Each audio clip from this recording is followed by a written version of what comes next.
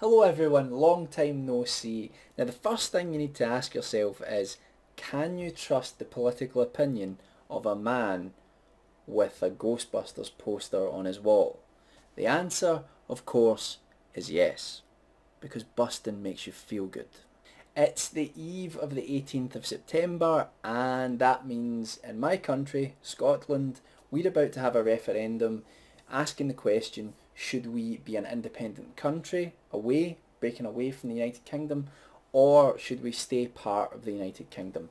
And it's been an absolutely amazing campaign all round. I think there's been a lot of lies by both camps, unfortunately, but they're politicians, so we kind of come to expect that. And unfortunately, that's affected the way that people are making their decisions in some ways. There's certain things which I think have been, well, bullshit. This video is not just for my subscribers and Tumblr followers and people who listen to me for I don't know what reason online. This is actually for people who I know in real life as well. And that's because about 7 days ago I decided to start posting on Facebook about the No campaign because I'm a supporter of keeping the countries in the United Kingdom together. And I was a little bit dismayed at the sheer volume of people who were posting loads of yes things for months and months and months on Facebook. I held off and held off because I know how boring it can be to have your feed filled with constant political arguments and debates. So I held off until 7 days before the debate, and I've probably been a little bit forceful at times. And to anyone who I've actually offended, I apologise. But I mean, I do feel like I've tried to be civil and have a logical debate throughout the process. I was going to bore you with all of the details of why I believe that we should vote no and stay part of the United Kingdom, stronger economy, comradeship, solidarity, all of us staying together. I think that's the way forward. I think isolationism is the way back. And I think that national identity, nationalism is a dangerous thing, something we should avoid, whether it's waving a Union Jack or waving a saltire. Defining yourself by the country you come from is not a useful thing to do. It might make you feel big, but it only does that because deep down you're an ape. You're an animal, and animals, we're social animals, so we feel part of something evolution has given us, where we define ourselves and then define others so that we can fight for resources. But it needs to go, basically. We don't need that anymore. We can go past it and build something even better as an entire human species. I do believe in regional government, which people might be surprised to hear because I'm voting no. But what's on the table right now is a federal United Kingdom, or something very close to it, where all the home nations would hopefully run their own affairs, and there would be a British Parliament which would act act on things like defence. But essentially we would run our own countries but stay part of a shared economy, shared cultures, shared histories, and I think that would be pretty damn amazing. And that's what I'm hoping. That's why I'm hoping people will vote no, because I think it could be a really incredible thing, a proper political union, unlike what we've had so far. And that does include parliaments for England, Wales and Northern Ireland. We can't just have one in Scotland. Everybody's got to get it. Everybody's got to get the same fairness. So anyway, that's how I feel. That being said, the polls are pretty much neck and neck. I know no are ahead at the moment, but I don't actually trust the polls because they can't be compared to previous polls, because this is a one-off election, and like you could in general elections, for example, you can't really look at the behaviour of voters. So, and there's also a problem with people having access to computers to vote on online polls. People who I think basically there's a silent majority who haven't answered in the polls, and they're going to swing it. I don't know which way it'll go. I think both yes and no think that it's going to go for them.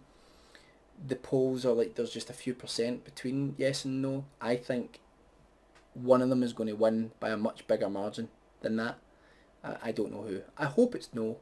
But here's the thing, if it is a yes, I will be absolutely dedicated to making sure that I contribute to an independent Scotland, that I contribute to the country that I live in, to the people around me, to my community. And I hope that everyone else who's a no voter will do the same in that event. Likewise, I hope that the people who vote yes, and if it ends up being a no vote, that they will commit to trying to make Scotland within a federal United Kingdom work as best as possible for all of us. We really need to come back together. I've never seen Scotland so divided, and I'm born and bred in a city that has Celtic and Rangers, one of the biggest footballing and almost cultural rivalries in the world. It's made that look like a family day out. The division's been awful. People keep talking about, like, I've seen Alex Salmon talking about, oh, it's been a great political process. I've not really seen that. I mean, it's been great in some ways. The fact that everyone's engaged is fantastic. But it does seem that there's this tendency where people aren't willing to have a conversation and just talk and look at each other's points. Instead, they're all shouting over each other. I think there's been a lot of intimidation as well. And I think that's a real shame. I think that's a real shame. So I worry that there might be some violence at the end of the voting period. When we find out how it's went, I'm worried that some people won't be able to take it. Now just remember, for those people, we're all part of the one country. If it's an independent Scotland and you really support the Union like I do, and it goes yes, it goes yes. There's no going back. There's nothing we can do about it. Democracy has spoken. And no matter what, that is the most important thing, is to make sure that democracy is upheld. Okay, so, I mean, if we voted yes, and then the United Kingdom government tried to stop us from having independence in some way, I would be totally on the side of the people wanting independence, even though I want us to stay part of the Union. And I hope that goes the other way, that people who are voting yes and really want independence, that they will support their fellow Scots and try to make the country better, and will actually try to reintegrate with each other, because it's caused arguments amongst friends, families, work colleagues, neighbours. It's been passionate, to say the least, and I just hope that we can all get back together and all realise that what we all want really is the best thing for the country. We just have different ideas of how to go about it, and because it's such a big thing, it's easy to get heated about it. So whoever wins, I think gloating will be the worst thing you could possibly do.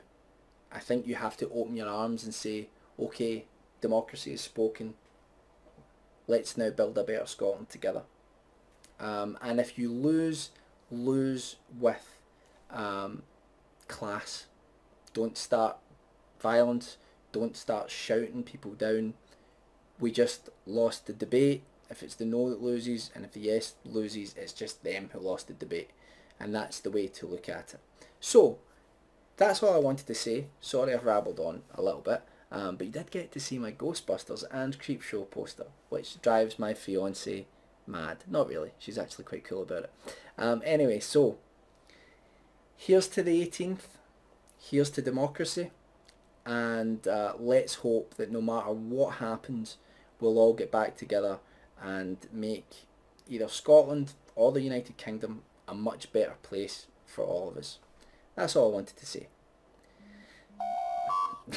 And then my phone, which has a Star Trek noise on it, which shows my geekdom, then goes off. Anyway, bye for now.